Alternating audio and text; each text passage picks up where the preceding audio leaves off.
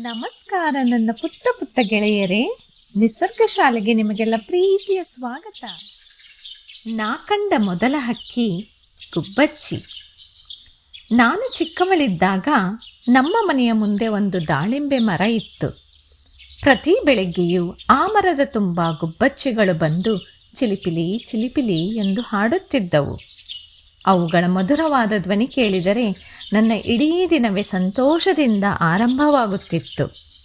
ಇಂದು ಅಷ್ಟು ಗುಬ್ಬಚ್ಚಿಗಳು ಕಾಣುವುದಿಲ್ಲ. ಅವುಗಳ ಚಿಲಿಪಿಲಿ ಧ್ವನಿ ನನಗೆ ತುಂಬ ನೆನಪಾಗುತ್ತದೆ.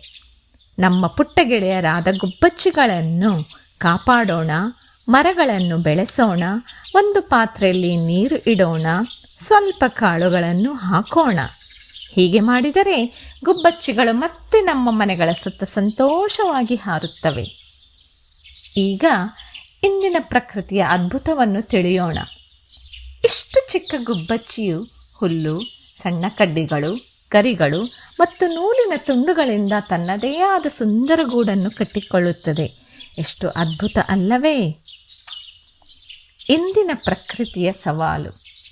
ಈ ವಾರ ಒಂದು ಗುಬ್ಬಚ್ಚಿಯನ್ನು ಹುಡುಕಿ ನೋಡಿ. ಕಂಡರೆ ಎಲ್ಲಿ ನೋಡಿದಿರಿ ಎಂದು ತಿಳಿಸಿ. ಮತ್ತೊಂದು ಪುಟ್ಟ ಪ್ರಕೃತಿ ಕಥೆಯೊಂದಿಗೆ ನಿಸರ್ಗ ಶಾಲೆಯಲ್ಲಿ ಮತ್ತೆ ಭೇಟಿಯಾಗೋಣ. ಧನ್ಯವಾದಗಳು.